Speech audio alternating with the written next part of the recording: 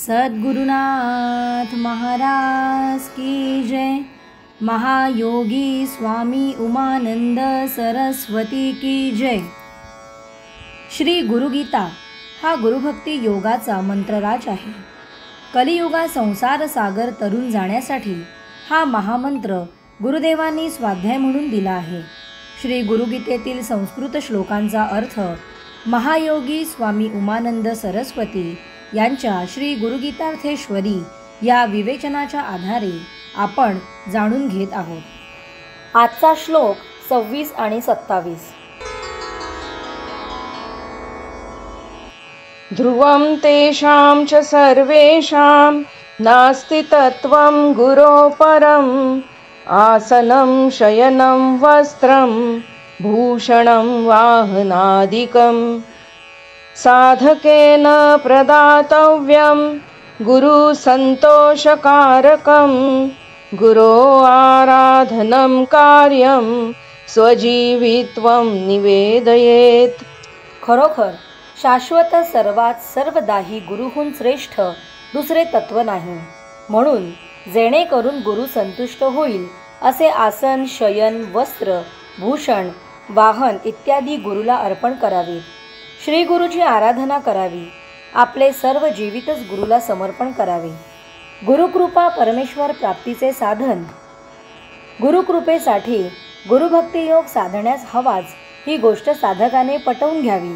मग हा गुरुभक्ती योग साधण्यास साधकाने काय करावे ते हे 2 श्लोक सांगत आहे। स्थूल व सूक्ष्म देह मन बुद्धीच्या पातळीवरची साधना, आचरण, भाव स्पष्ट करीत आहेत। जे काही आहे त्यात सर्वदा, सर्व स्थळी, काळी सर्वात गुरुपेक्षा श्रेष्ठ, वरचढ, महत अन्य काही नाही।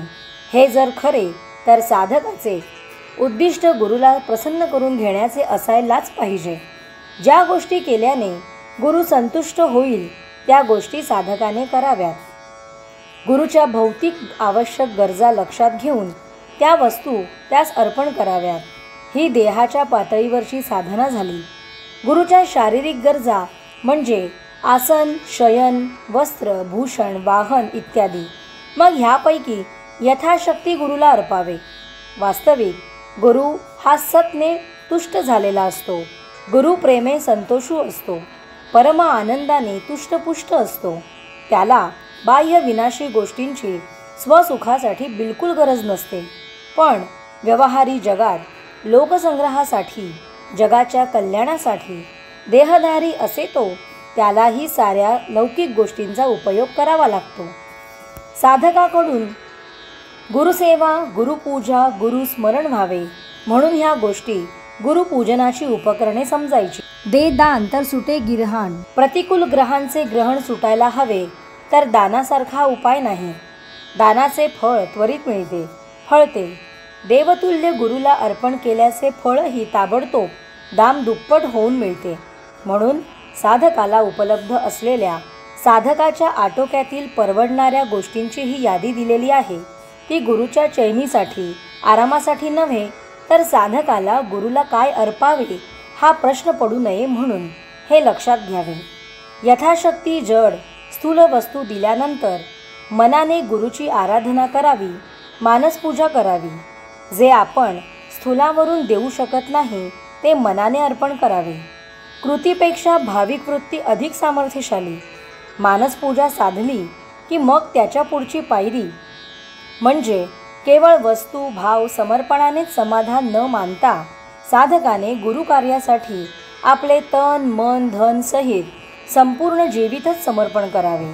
काया, वाचा, मन, तन, मन, धन सारे काही गुरुसेवेसाठी वापरावे।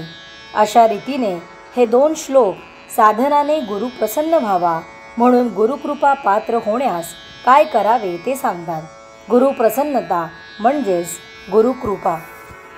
सद्गुरुनाथ महाराज की जय।